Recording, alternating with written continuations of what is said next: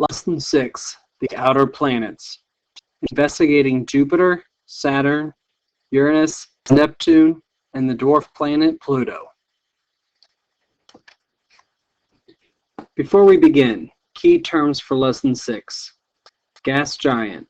A large planet of relatively low density consisting predominantly of hydrogen and helium. Dwarf planet. A celestial body that orbits a star but has not cleared the neighboring regions of other objects. It's not quite a planet, and it's not quite a moon. These are the only new terms for this lesson. Make sure you remember what an AU is, an astronomical unit that will be used throughout this lesson.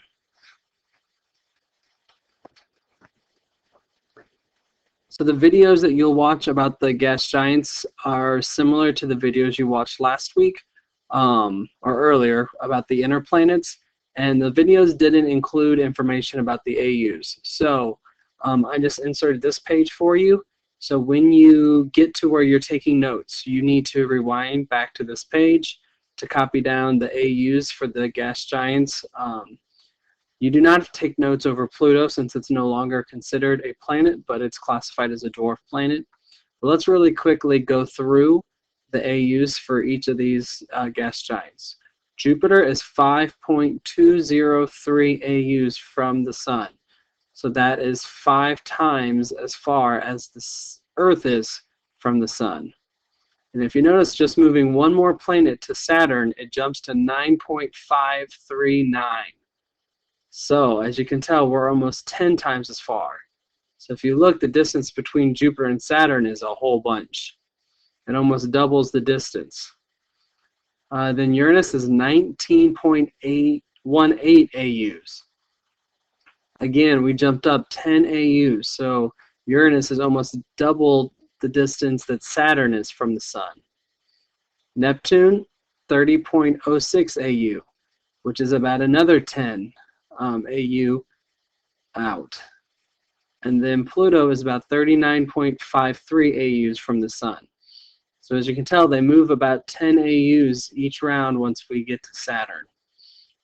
So the space between those planets are about the same all the way out. The big jump comes from Jupiter to Saturn.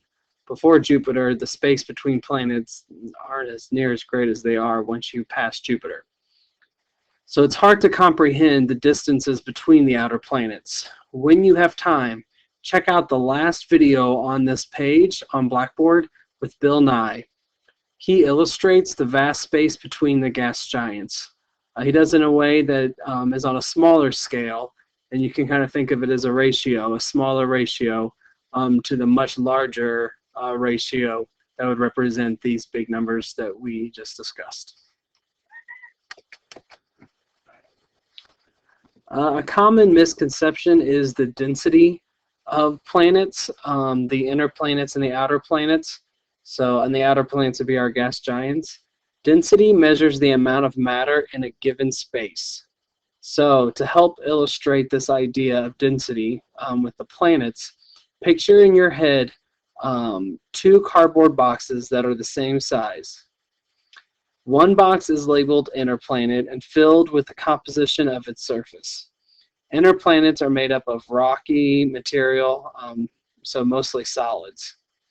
The other box is labeled outer planet, and it fills up with the composition of its surface. Outer planets are made up of gases. So if you've got 2 boxes that are the exact same size, one filled with the inner planet materials, the other one filled with outer planet materials, if you picked up one box full of rocks and the other full of gases, kind of like just like filled with air, which has a greater density? Which box would be heavier? Well, obviously, a box full of rocks is going to be heavier than a box full of air. So even though the gas giants are really, really, really big, the density of the material that make up the gas giants is actually very light because it's a majority of it's made up of different kind of gases like helium and hydrogen.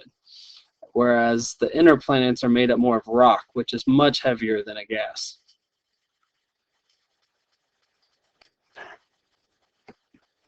Link. What technology has enabled us to find out more about Jupiter, Saturn, Uranus, Neptune, and Pluto? So you can go ahead and hit pause. Think about the technology you wrote about for the inner planets. Think about how the technology may have to be different for these. So we talked about the different AUs for each of these planets. Have you ever looked through a telescope or binoculars? It's amazing how much detail you can see in objects that are far away.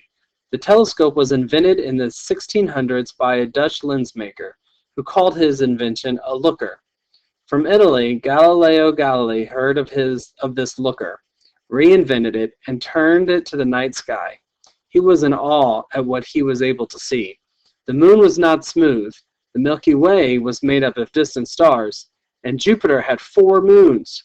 Although this is common knowledge to us now, it was quite a revelation at the time. Since Galileo, there have been many advances in the technology of the telescope. To get at further distances, large observatories like the W.M. Keck Observatory in Mauna Kea, Hawaii were built. Keck has the world's largest optical and infrared telescopes, which stands 8 stories tall and weighs 300 tons. Although the pictures taken from earthbound observatories are excellent, they are not perfect because atmosphere distorts the image. To solve this problem, a telescope was placed 600 kilometers above the Earth's surface. From space, the Hubble Space Telescope can take clear images of many distant celestial bodies. Much has been learned about space and its origins from Hubble. The fact that scientific knowledge and technology are continually changing illustrates the nature of science. In this lesson, you are going to research 4 planets called the gas giants and the dwarf planet Pluto.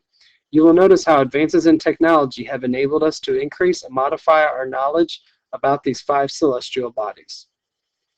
So the reading talked about the nature of science. And the nature of science is just the way that scientists keep observing things that are in the world and update what they know.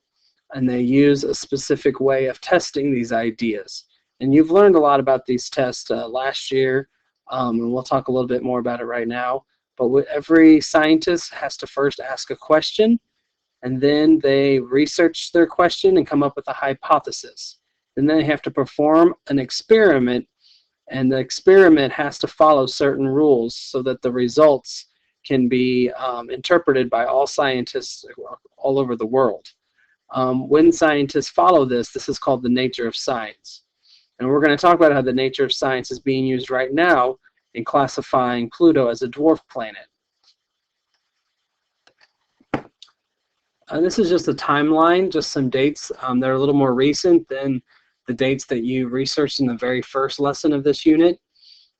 Just go ahead and pause, and you can read through and look at specifically the years. You can tell that a lot of this has been pretty recent in the 90s, and there's a lot of things that are going on right now too. All right, at the end of this lesson, you're going to use your graphic organizer again to take notes. You're going to follow the same routine you did last week, with the lesson over the inner planets. So you can see that the chart's pretty much the exact same, except the planets have changed to the gas giants. And again, remember that very right column, the unique characteristics and features. If you find more that you want to take notes about, you can just add those to your science notebook. At the end of this, you'll write another report. You'll pick one planet to write about, and that will be due the following week. All right, next there is an article, and I'd like for you to answer the following questions when we finish it. So I'm going to go ahead and just ask you to hit pause and go ahead and read through this to yourself and answer the questions. And if you have any questions, talk to your teacher about it. So go ahead, hit pause, and work on this now.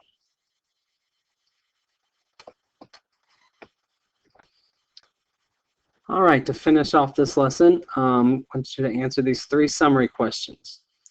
Number 1, which planets have more volume, inner planets or outer planets?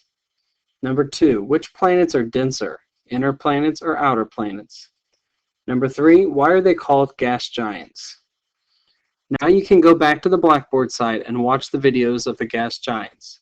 Be sure to take great notes for your report next week. You will only have to write about one gas giant, but take notes on all 4 of them. You'll definitely want all that information for the test. You can watch the Pluto video, but you don't need to take notes.